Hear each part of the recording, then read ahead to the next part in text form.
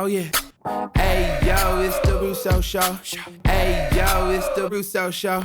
Hello and welcome to Pizza Film School. This season we're exploring the world of AGBO's essential creative partners. These talented individuals work their magic behind the scenes, contributing their expertise to the variety of components involved in creating a film. In today's episode, we are excited to introduce you all to the third Russo brother, the highest grossing assistant director in movie history. Chris Castaldi, he is a first assistant director and a producer with a very long resume of mega box office hits like Iron Man, Pirates of the Caribbean, and Jurassic World. He also kept Anthony and I afloat while we made Avengers Infinity War and Avengers Endgame. So we want to extend a hearty and very warm welcome to one of our most important collaborators, Chris. Thank you for coming. Thank you. Thank you, Chris. Thank you for having me. And now, Chris, you know the whole point of Pizza Film School is to shoot the shit while we eat pizza. We're now calling it Wine and Pizza Film School. I love it. We're adding in some vino. Today we have pizza from a place called De La Nonna, which is located in the Arts District of downtown Los Angeles. It's a fun spot with an Italian disco speakeasy connected to it. We have a delicious pepperoni and Sicilian pizza to share today. And it's excellent. Yeah. Beautiful. So let's enjoy. Feel free to eat as we talk. That's, like we do when we're on set together. Yeah. How many private sidebar pizza parties have we had just off set together? Too many to count, I'm afraid. One that got us in a lot of trouble. Yeah, So How many years are we going on here?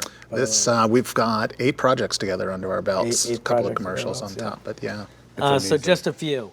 Tell us a little bit, Chris, about your formative years. How did you get into the business? How did that start? It's a fun story. I graduated UCLA, economics major, and they call it an emphasis in film. No nepotism, no connections whatsoever to the business. And I was a server at TGI Fridays, and I was a host at Gladstone's in Malibu. I wasn't qualified to be a server yet. By the way, I just wanted to interject. This is one of the most amazing stories ever, and it's also an extremely potentially dangerous story. Please continue. It is. I don't condone this kind of behavior. I was working at Gladstone's on a Friday night on the host stand, and I saw the reservation list, and it said Ron Howard, Party of 13, Saturday morning, 10 a.m. And I immediately, it piqued my interest, and I called Imagine Entertainment and said, "Hi, this is Chris. I'm the manager at Gladstone's. May I speak to Ron Howard's assistant?" They transferred me to Louisa, and she says, "Yes, Ron's coming in with his family. It's his twin daughters, Paige and Jocelyn. It's their 13th birthday. Fantastic, I'll see you tomorrow." I changed out my shift. I came in Saturday morning, butt crack of dawn.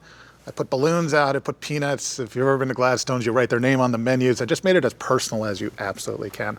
And Ron came in, I sat him. I had my resume under the host stand with absolutely no credits, nothing film related whatsoever, but I was ready. About 20 minutes in, he thanked the server and said, "Thank you for setting this all up." He's quite a family man, and so the environment was special for him. And he said, "Thank you." And the server said, "Well, don't thank me. Thank Chris. He's the one that set it up." So he said, "Well, have him come over so I can thank him." So I did. I walked over, and he just was very grateful and gracious. And we just started talking, and 5 minutes turned into 10 minutes. And eventually he says, "Have a seat." And I sat down for a couple of minutes. And At his kid's birthday party? yes. Long table. Why have I never heard this story? I don't know. And eventually said, so what do you want to do? And I was embarrassed. And I said, well, I want to get into film. I have no idea how. And his wife, his family, and his assistant were there. And he says, "Can you get out of this job?" And this is a quote I'll never forget. I said, "Mr. Howard, I've been talking to you for almost 20 minutes. I'm pretty sure I'm out of this job already." Okay, so passed me his information and offered me, I started to work on EdTV. When was that? This was 25 years ago. Since this show is called Pizza Film School, I think it's our responsibility to point out this is a very difficult move in your film education, and not a lot of people can pull it off. If you happen to be working at a restaurant and somebody who you admire in the film business comes in, like the you Russos. approach them. There have probably been hundreds of thousands of people that have tried something like this, to ineffective to disastrous results.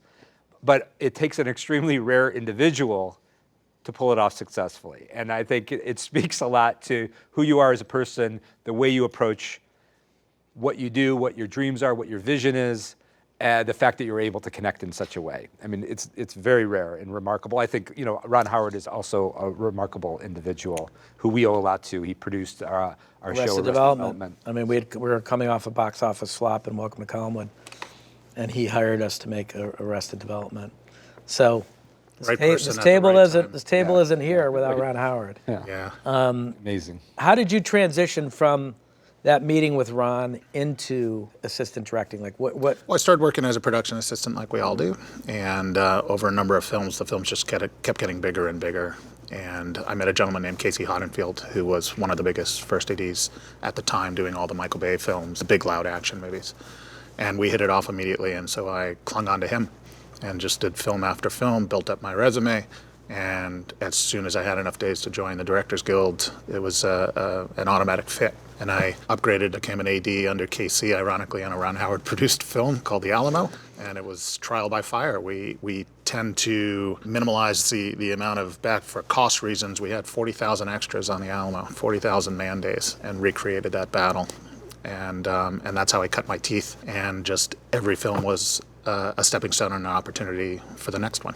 Where did Maleficent fit into this whole picture? Maleficent was the last official movie I did as a first AD before I crossed over into producing. It was Maleficent 2. Yeah. And that was shot in London, and I was working for Joe Roth, and we just hit it off, and he offered me a job producing for him internally. Yeah, go ahead. Yeah, I was going to say, I think this is an important sort of thing to talk about, because I think people can sometimes get confused about credits in a movie and roles people play, and Joe and I like to describe it like this. All the collaborators that we have on making a movie with us, we like every one of those individuals to be a well-rounded filmmaker in their own right, to approach the movie in a very holistic way, understand the film in its totality, and even though they're coming at it from a specific point of view, be making the movie with a mind to the whole picture. And I think that's a remarkable quality that you have, and a unique quality that you have in your position. And of course, other people have recognized that through the course of your career, and I think that's where how you evolved into producing as well as ADing is because you have a scope and a vision and a capacity to sort of help deliver the movie in a more holistic way.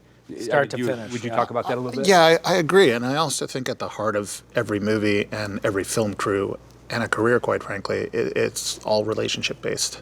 And from the very beginning, a piece of advice that I got and I continue to pass on people is every single person that you cross in this business could be a potential job, could be a potential advancement, could be a potential opportunity. It doesn't matter what level. Could be an intern today, they're a producer tomorrow. So I've always treated every single person the exact same. And I learn everybody's name. Keeping harmony on a set, communicating is probably the biggest priority on a set. And keeping everybody involved, no matter what their role or their position or what they thought they were, we keep everybody feeling like they are a part of the process, they are a contributor, they are a team member. And the more that they feel that they're being heard, the harder they work. Well, it's what we love about you, Chris, that you're a warm papa, right? You are so inviting, and you're such a great caretaker, and you're encouraging and thoughtful, and the crew loves you. And really, our relationship with you is critical because you represent us to the crew and to the world. This is as close a relationship as a director has on a film set, is with an assistant director producer role, because you're communicating the vision to the hundreds of people working on the project, or the thousands of people working on the project. If that vision isn't communicated in an encouraging way that makes people feel like they're part of the process, then we're not getting the best out of everyone. So really, at the end of the day, I think why we all have worked together for so long is because we share a very similar vision about what the workplace should be like, that sense of family. We're all Cugines here. I realize we have a lot of Italians. We do. I have to tell you something. The very first day that we met at Marvel, when I actually came to interview for Infinity War, I walked in, I sat down, and I had been prepped. Joe's going to do most of the talking. That's what I had heard. Okay, you asked me one single question. The first question out of my mouth. Yeah, you said, "Hey, do you yell on set?" Yeah. And I said, "No, I don't yell. Only if someone might get hurt. You'll hear me raise my voice. Otherwise, I never yell." He didn't say a word the rest of the interview. Listen. It was all Anthony. Really? Uh-huh. If anybody's a yeller, that's it. Yeah. Like, we don't tolerate yellers. You know, everything is about creating as healthy an environment as possible. Long hours, everyone's away from their families.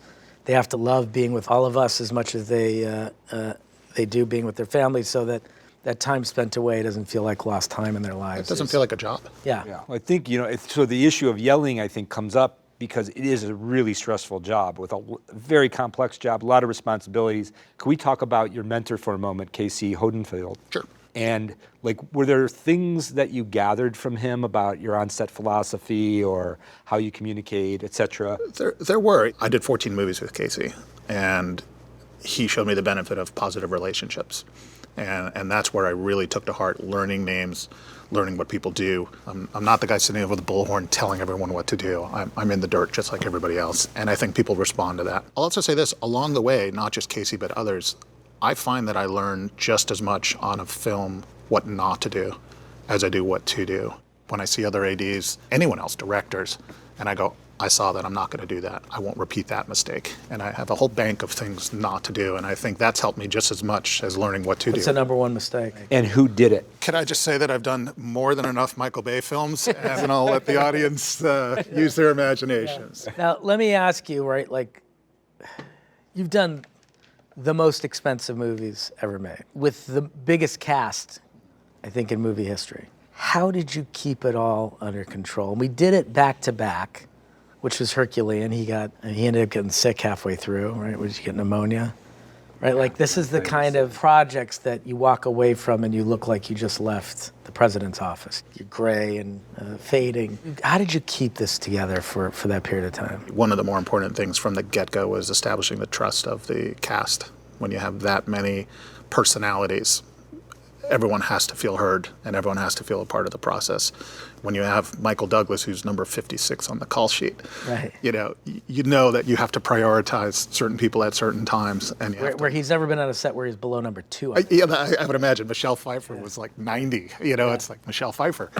But when you have that many personalities as well as a top flight cast, it's really just trying to make everybody heard, everyone feel a part of the process. You guys don't even realize this because it was early in our career. On the very first day we were shooting on Infinity War, we were 9 hours and 45 minutes into our day, and you wanted to get one more shot. Robert Downey works his 10-hour days. That's it. Okay, and you went, go tell Robert we're going to get one more shot. And I walked over to Robert. I think we were testing him. Well, you might have been testing me. I was scared out of my mind. And so I walk up to Robert and I just go, hey, Robert. And he looks at me. He says, he looks at his watch and he goes, yeah, what do you need? And I went, nothing, dude. Everything's good. And I came back to you guys. I said, we're wrapping. And we did. That was so well played. That is exactly what you should have said. And I went back to Robert and I said, good night. Yeah. And he said, thank you for not making me have to do that. Amazing. And it was that day, that moment now, and that was my 4th movie with Robert. We've done 6 together. Yeah. But it was right then and there on day one that he's like, I know you have my back. That is an amazing story because it really does speak to the level of understanding and communication that you have to have with people in order to make a very complex thing work. Because these actors, everybody's working hard. The actors are very vulnerable. The job wears on them. I mean, the one thing is we can, everybody at this table, we can look like crap at the end of the day and still keep functioning. Like actors can't. Yeah. Actors have to be at their best throughout the shoot day. And it's very hard to do that. That was frightening. Yeah. Because I'm like, I have to go back to you guys who I'm truly still getting to know well. Yeah. And say we're wrapping, when you're just like, I want one more shot. Oh no, we had a little score sheet. Robert 1, Castaldi 0. Like, what are we gonna do now? Mm-hmm. Chris, we hired you because you know how to yell at actors. Yeah, exactly. This is why we hired you. This is important, I think, just for people to understand. What does an assistant director do? How would you define that? I get asked this question quite a lot. Yeah. And the easiest way, and it's probably not the proper way, is to say a stage manager. It's my biggest job is to make sure that everybody else is doing their job. Okay, it's coordinating all the assets that go into filmmaking from all of the departments. It's coordinating the cast. It's coordinating the extras. It's basically setting the whole plate so that you guys can concentrate on the actors and the scene at hand and the rehearsals and the shooting of it. And I try to take everything off your plate, all the minor stuff, all the stuff. Now we have such a trust that I know that I can move on things and I know how you guys think, so it's become second nature. I'm not a control freak, but I am the kind of person that needs to touch everything and see everything. Well, you have to, because you're literally the person responsible from the time the script is written to the time it gets to editorial for managing every component of that project, big or small.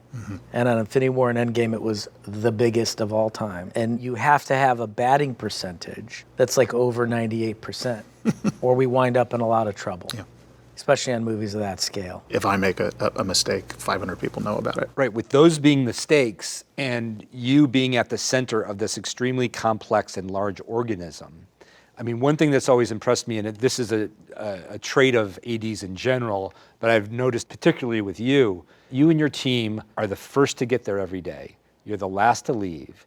And when everybody else starts to show up, you're ahead of every issue, you know what's going on, you sort of help everybody fold right into the shoot day in the way they're supposed to and sort of segue out of it in the way they're supposed to, so that the whole thing has this very seamless flow.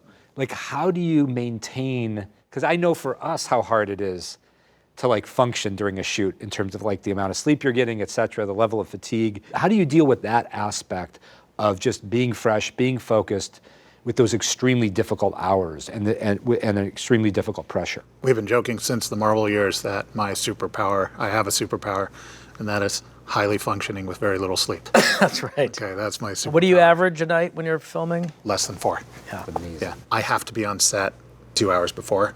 That's non-existent. You know, Right. ADs don't do that. 2 hours. 2 hours. I have to go. I have to touch things. I have to see things. I have to make sure everything's where it is. I have to make sure the red car is parked where it's supposed to be, so on and so forth. The last thing I want to do is have you guys show up and I go, I need a half an hour, this is behind, or this didn't show up, or somebody's late. Anything that I can do to get ahead, it's purely my time. It doesn't affect anybody else but myself, but it puts me in the space where I don't stress out.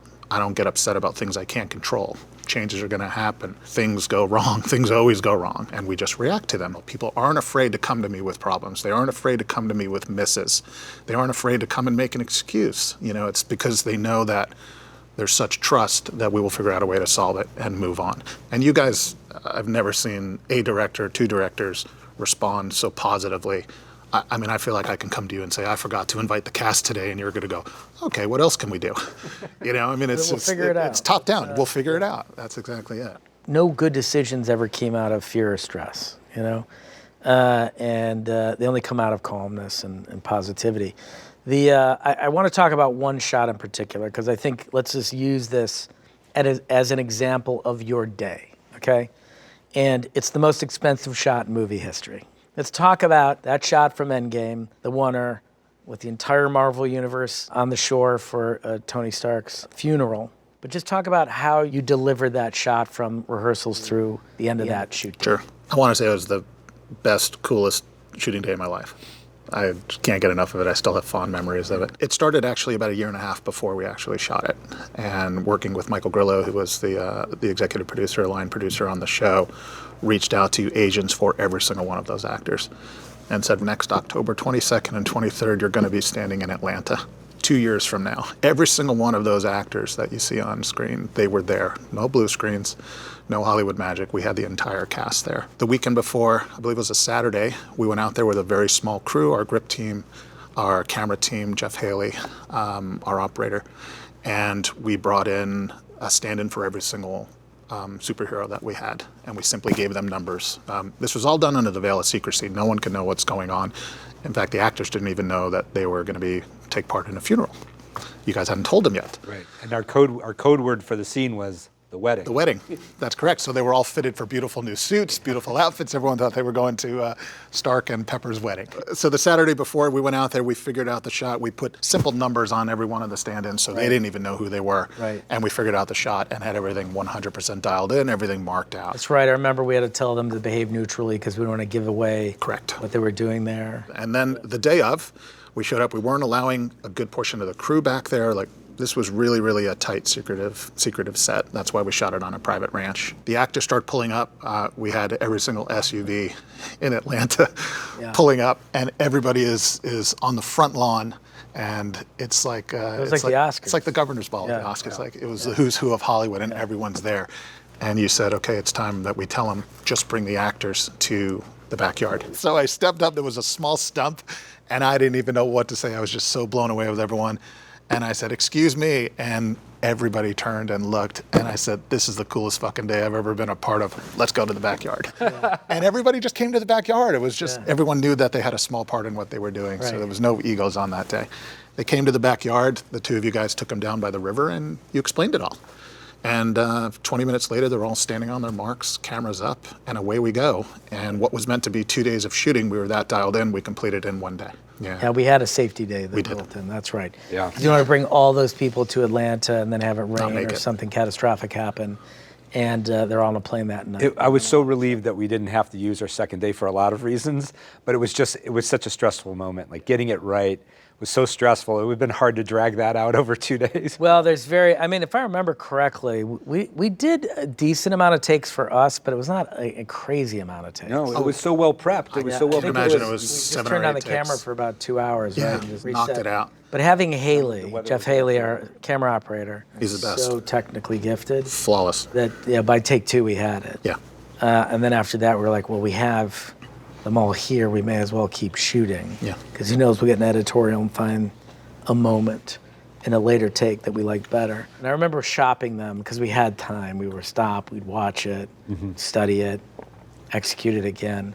But it was a very unique day on set because it was all about one shot. But there were people, I remember people on set that day who had been in the business 40 years who were like, I've never seen a base camp the size of this before in my life. Which the base camp is where all the actors have their trailers, the makeup, costume, etc. Just the sheer volume of movie stars we had that day. But it's funny because that was the Looked like a military operation. It was it's the largest private ranch in the entire state of Georgia. It's thousands of acres, and that's basically the only place you can hide something that of this many size. trucks. I had to excavate a whole area to get everything in there. Wow. Yeah, so it was utter privacy. Yeah, Yeah. amazing. Fantastic. Is there a proudest moment on set for you? That might be it. That was it? Yeah. What would be second? I think probably getting Jurassic World Yeah. was a big moment for me because I was Important movie for you. Yeah, I was a very young first AD, very hungry. I was doing second units, that type of stuff. And I went in and interviewed with a gentleman named Colin Trevorrow.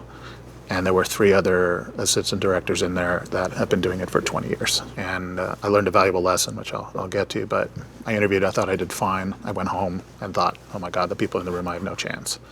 And Colin called me 2 days later and he said, I have a lot to gain and a lot to lose on this movie, and so do you. And I want to do this together the way the 2 of us will stand side by side. And we have the most to gain and the most to lose. And I think you're going to work the hardest for me. And that's how I got the job. That's great. And so I learned another valuable lesson that once you're in the room, you've already been vetted for your technical skills, I suppose. And you never know what the person you're meeting or interviewing is looking for. He was looking for someone on the younger side that had the skills but has a lot to invest, and it was a big opportunity. So the other people in the room at that point didn't stand a chance. Yeah. You know, I was in the right place at the right time. If you were to think about the craziest thing that we've ever asked you to do, Oh God. what do you think it is? Movie related. Without putting an exact point, we have done some whoppers of changes, guys. You know, and that comes from the way you guys maintain yourselves on set in your relationship with actors. You guys find and create things on set on the day that just invoke positive changes. So we have changed locations an hour and a half before wrap for the next day, and we don't even have it. We have built things that you guys have said, oh, could we just build half a wall or a house? And I love the challenge that you guys are always striving to do something better, next level, something we haven't seen. And therefore, the script is the script, but on the day, the rehearsals and what you guys come in and the blocking, some things we go right on pace, and other things you guys can flip the day upside down, and we're all the better for it. To be honest, how good you are and the crew is that we never feel these things. So Yeah. maybe it's spoiled us where we walk in and go, I don't know. We don't, but I'll tell you, we never take it for granted, Yes. though. I mean, No, we never we do know the amount of like prep that's necessary to create a shoot day is extraordinary. And like you said, sometimes it's a year and a half in the making. Yeah. You know, at the minimum, it's months in the making. I mean, the worst word in my language is no. My job is not to say no. It's to realize your vision, the director's vision, and so I will do anything. I'll bend over bow, break my leg. Amazing. Made So our was the crew. lives a lot So was the crew. easier. You're one of one. How do you deal with VFX and stunts versus a straight drama scene? Like, what are the complications that come with visual effects shots and stunt shots? Well, it's interesting to see how films have evolved. When the majority of my PA and early AD work was very special effects heavy, especially the films that I was involved in. So practical effects, big explosions, big stunts. And then it kind of saw the segue into visual effects. And that is a very technical aspect of filmmaking that I really gravitated to. So my first meeting, whenever I'm hired on a film, my first meeting is visual effects supervisor.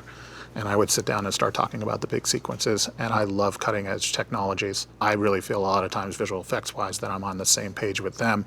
Therefore, you guys are cutting edge technology as well. For me, it's been a fairly easy transition into the visual effects world because I consider myself a student of visual effects. Like, you've been in a very unique position throughout your career in the sense you've done so many remarkable movies, large movies, movies that have pushed the envelope on a production scope or technologically. I'm so impressed with the amount of knowledge you have about the hardest part of the filmmaking process and the cutting edge part of that process in terms of like what the new ideas are. You've helped us many times figure out, like, we may have something in our head about what the right way to do something is, or you've said, no, I think it's going to work better if we do it this way. Will you just talk a little bit about that in terms of how you shape the methodology? I always prepare myself. I always have meetings both before we all sit down. I usually don't like bringing you guys into the fold until I know everything that's going to be presented. I certainly don't want to be presented with something that's surprising and it's surprising to you guys at the same time. So when I come to you and you guys have ideas, usually it's something that we've thought about or the process exists, so I can advise you, and you guys 99.9% of the time we're just always in agreement. That's why that's always so much fun. But I think that's a really important point, because this is part of, like, you feel like a magician because you're not seeing the trick. And the trick that you have is this very thorough prep you do where you think about the script, the scenes, the moments, the beats. What are the possibilities? What are the different ways we could do something like this? And then working with the team to explore all those possibilities. And it's not to be the smartest guy in the room. It's far from it. It's just to have myself educated so I can participate in the conversation and advise you guys. I would hate to give you guys advice that I don't believe in myself, and I wouldn't. Do you have a favorite memory, behind the scenes memory from Endgame or Infinity War or any of our projects together? There's a few.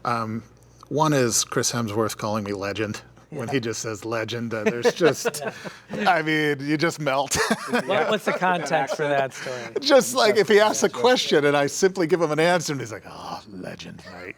You know, like, it's just so funny. Oh, it's just fantastic. Downey's winks. He says a lot without talking. Yeah. Evans is another one. You know, he's just a pleasure. But I think the greatest memory that I had is when we wrapped. Okay, not because we wrapped, but we were shooting downtown LA.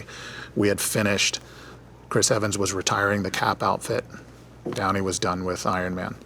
And Chris, you could see him shed a tear. He's not a crying in public kind of guy. Yeah. He was sad. Robert said his thing. And I swear that I could have told that crew then and there that we lost 200 days worth of footage and we need to start over tomorrow morning. And it would have been a rousing cheer, and away we went. Yeah. There wasn't anyone like, thank God, what a long road. Like, it was Endgame, Infinity War, shooting back to back is a shared experience that in filmmaking I don't think can ever be topped anywhere. When you spend that kind of time with people, that kind of energy, that kind of effort, 2 years plus. That many pub crawls. That many pub crawls. The cast was part of the crew. Like, it truly was a family. Yeah. And that kind of time, you have life, you have death, you have birth, you have divorce, you have marriage. You know, you just go. Life happens. A lot of life. And so everybody, you couldn't be any closer with a crew. And then to have the movie catch on and have the world embrace it just made it that much better. But it's an experience that we will often try to replicate, and we do on some levels, but it'll never be at the height of Endgame. Like some people in the business, you are what is known as a hyphenate, in the sense that you're an AD producer, but you have one more hyphenate after that, which is actor. How many of our movies have you been in? I've been in 3.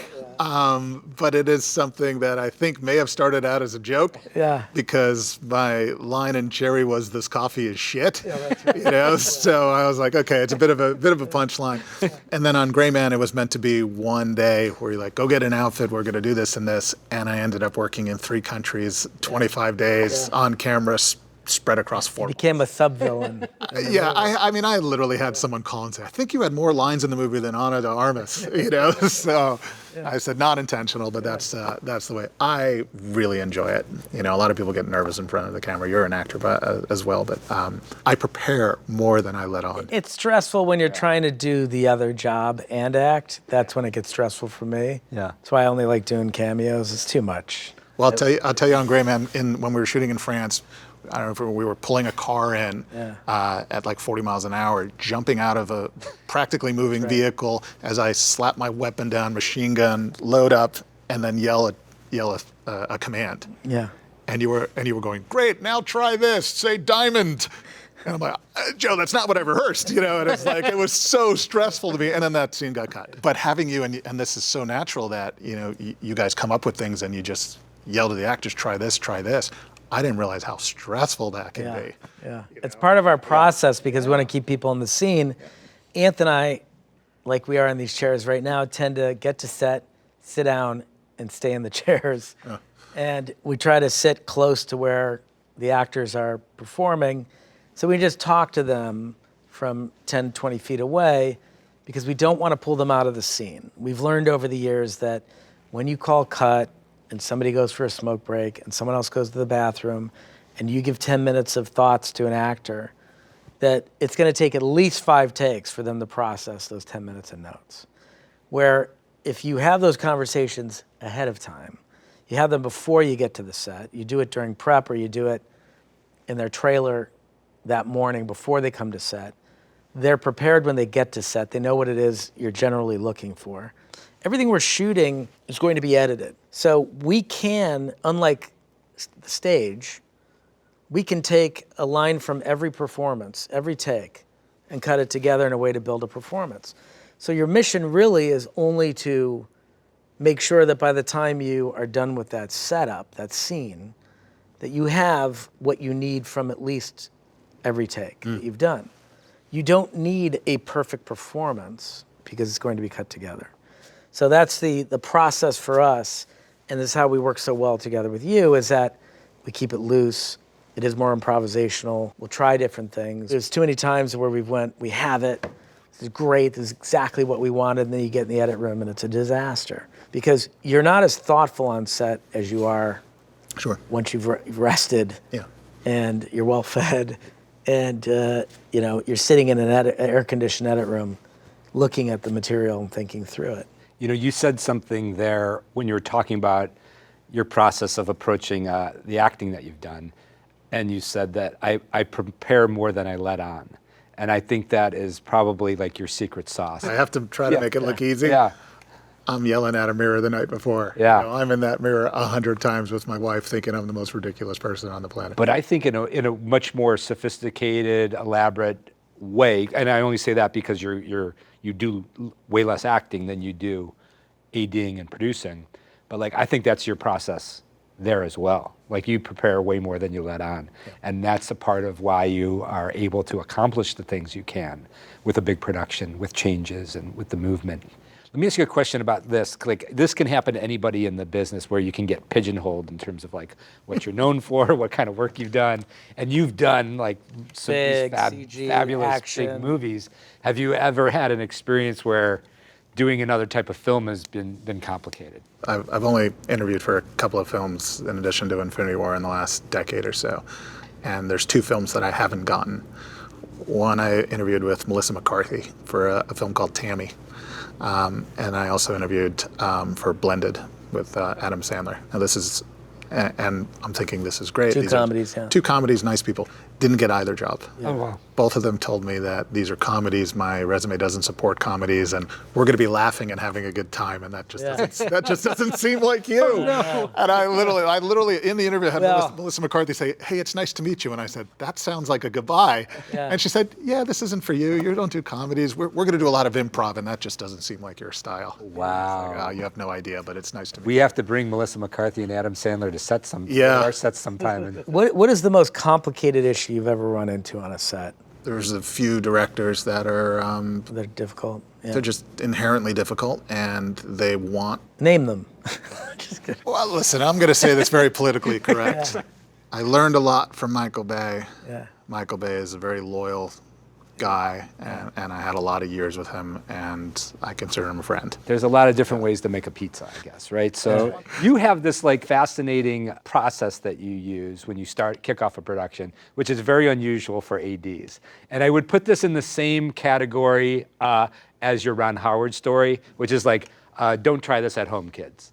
Normally when you're starting a shoot, the intuition, the conventional knowledge is to like start with something easy so everybody could get to know each other. And it's like, we're all feeling each other out. And let's take baby steps and get this movie up and running. You have a different methodology. Will you describe it? Polar opposite. Yeah. I like to come out big, huge, loud, cast members, effects, you name it. I like to shock the crew into a working mode that goes, okay, that's how this show's going to go. So that they know what's coming down the line for 80 to 100 days. I don't believe in starting with 2 people in a room unless I absolutely have to. I worked on The Last Pirates of the Caribbean, and we had 2 Norwegian directors this was by far they had done a $15 million movie before Kon-Tiki, right. Before this. And on the first day, we started in the town, helicopters, drones, 600 extras, 100 stunts, and some of the craziest stuff that's in the film. And Joachim walked on the first day, and he just looked and he went, whoa. And it was that shock, like, wow. Even got the directors in the right place for what we were going to embark in. And I think it sets the tone. It basically says everybody better be ready at all times for everything. And when you start off big and you accomplish something so monumental on the first day, it only gets easier. Do you remember what the first day was on Infinity War? Yes, I do. We were shooting on Titan, which was a rocky planet. Oh, that's right. And we were bringing 4 different franchises together. Oh, that's right. Yeah, we hadn't figured out how the gravity worked. That's correct. And I just have to say that your what a approach terrible idea that was.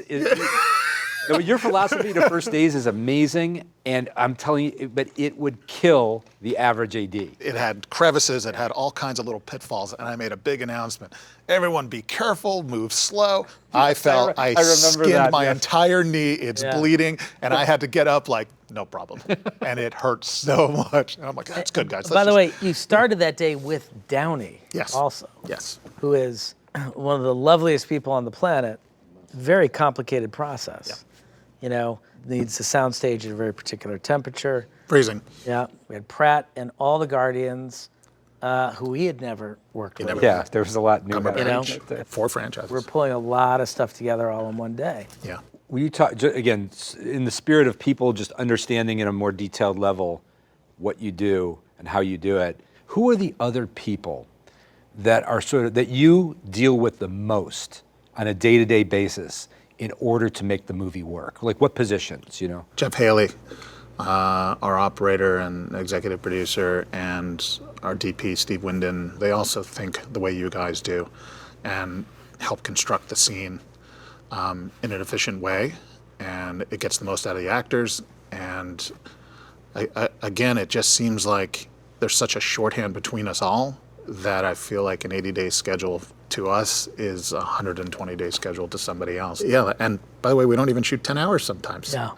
10 hours is standard. Really efficient with our time on set, which is important. Because we've learned, I think this is important for young filmmakers to hear this, over time, if you're working 12, 14, 16, 18-hour days with your crew, you're going to diminish their ability. And by Thursday or Friday of that week, they're going to be operating at 30 or 40%. By week 6, they're going to be at 30 or 40%. By week 12 they're going to be at 20%. And you're just causing too much stress on everyone involved. So you have to be efficient in your decisions and efficient in the use of of everyone's time, and be respectful. But you guys also are very respectful of people's times. There are times where you say, I can get this in one more shot, and people are going to have dinner with their family tonight. So it's trying to keep a social sense outside of work, that it's not just, get up, go to work, go home, go to sleep, wash, rinse, repeat. It is something that people get excited about. They know that they have a family life outside of film, which is not always the case. As people are still working 14, 16-hour days. We don't. 10 hours standard, if that sometimes. Yeah, we've done work that we're really happy with in some of our TV work where we shot for 18 hours. And we've done work where we're really happy when we shot 8 hours. Yeah. And so why not get it all done in 8 to 10 hours rather than... No one will disagree with you. Well, even if you have the philosophy of keeping things human, helping people have private lives, there's going to be inevitably times where we all have to do the extraordinary, go the extra mile, and sometimes that can last for days or longer, weeks. And if you do generally keep things human for people and manageable, people have fuel in the tank to pull off the remarkable when you're in a corner, when we're all in a corner together. We should, as we wind down here, we should talk about the coolest gift we've ever received. Yeah. Just a week or two ago, Chris gave Joe and I a gift that we could have never imagined, and it is one of the most thrilling things we've ever received. It's probably the most important piece of memorabilia from Infinity War and Endgame. This was something that took Chris an immense effort to realize. 5 years. 5 years. And I have to say, only somebody like you could have actually done something like this, because it's like the skill set required to do this is unique. When we were prepping both of these movies, you guys had baseball cards up on a wall, and it had all of the characters that were going to be playing in the movie. And I'm looking at these 40-something A-list actors going, oh my God, this is simply amazing. What can I do to put all these actors in one place? So I designed a poster, had it printed on silk so it wouldn't fray and bend, and I decided that every single actor that comes through our doors and works on the set, I'm going to have them sign these autographs, sign the poster. And so I did that, and I insisted on doing it myself. I insisted on going trailer to trailer and talking to them individually, and I insisted on witnessing the signatures. So nothing was passed off to an assistant that I collected the next day. Stamped, yeah. Correct. So when that kind of finished and things were winding down, I thought, well, there's so many characters that are going to be in these movies that don't come to set. A lot of the voices, like Bradley Cooper and Vin Diesel and Taika and Natalie Portman and all the people that weren't on the set. So for the better part of 3.5 years, I hunted agents, managers, assistants, actors directly. I traveled across the country to meet one actress, Carrie Coon, I met in New York outside of her apartment. Wow. I met a few actors and actresses in a grocery store in the parking lot in the back of my car, So, and I basically hunted down every single person that touched this film. And it's 77 signatures altogether. Unfortunately, 3 of them have already passed away. So it's become that much more special. But it is what I would say is the absolute one-of-a-kind, most complete piece of memorabilia that you can possibly have for any film, never mind for Avengers, which turned out to be the biggest film ever made. It's incredible. And again, who could have done this? It's so hard to achieve something like that. But also, you love movie memorabilia, right? You would talk about some of your favorite things that you have. And Star Wars. Star Wars, I have blasters, I have lightsabers, I have Han Solo's blaster, I have Darth Vader's lightsaber. I have a piece of the Death Star that blew off in 1976 in the parking lot in Van Nuys when they did the trench run in the final Star Wars. I have a lot of unique memorabilia, at least at my level. But you still have yet to do a Star Wars movie. I have not. You guys were going to do one once upon a time, and you broke my heart. But no, I have not done a Star Wars movie, though that certainly remains ever present in my mind. Well, we actually have the poster here because it's extremely rare, and in fact, we'll probably go into a vault. There we go. Here it is. There you go. How'd you pick the design? This was something that we didn't even know the title of the 4th film yet. So that's why it simply says The Avengers, and the original 6 are in silhouette. And it was just a simple color that would show up well with silver and black ink. and on silk. I get nervous holding them. Yeah, I know. And it back You guys deserve it, man. I mean, it's like my 2 years was your guys' 4.5, 5 years. You know, so it's a life-changing set of films, life-changing events. Amazing way to commemorate it. Yeah. We have this thing we do at the end of every episode. It's called Small Bites, sort of like a lightning round. We're gonna ask you some fun questions. Oh boy. If you could give one piece of advice to yourself in your early career, what would it be? Try to find a better work-personal life balance. Yeah, that's the tricky part of this business. Sure is. Wow. think I that's still a good haven't piece of haven't advice. solved that one. What is a genre you have yet to work in that you would like to work in? I wouldn't call it a genre. I'd love to do a Star Wars movie or a James Bond movie. There you go. Yeah. Two Right. good ones. I feel like I've touched everything else between Yeah. space and pirates Yeah. and dinosaurs. But those are the two like specific franchises that. All right, I think I can at least partially guess at your answer to this, but I'll Star Wars. If you could, That's it.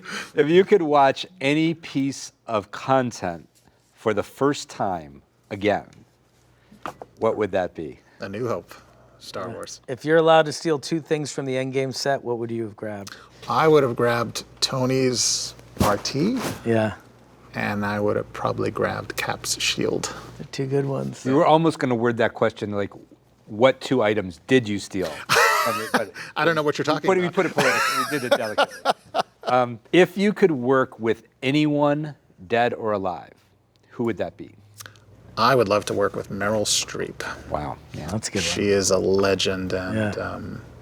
yeah, I think it'd be fascinating just to watch her work and her process. Last one. If you could have any character from Avengers as a roommate, who would it be and why? It's got to be Thor. Yeah. Legend. Hemsworth just brings it all. You know, he works hard, he plays hard, and he's just a man's man. All right, Chris, thank Cool. you Pleasure, for guys. being Yeah. here today. It was a fantastic Thank you. conversation. Thanks for sharing your knowledge and experience with the audience out there.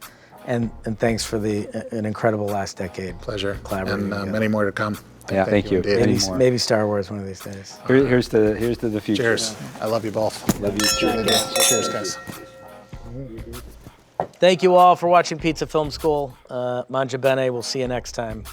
Back here at the red checkered tablecloth.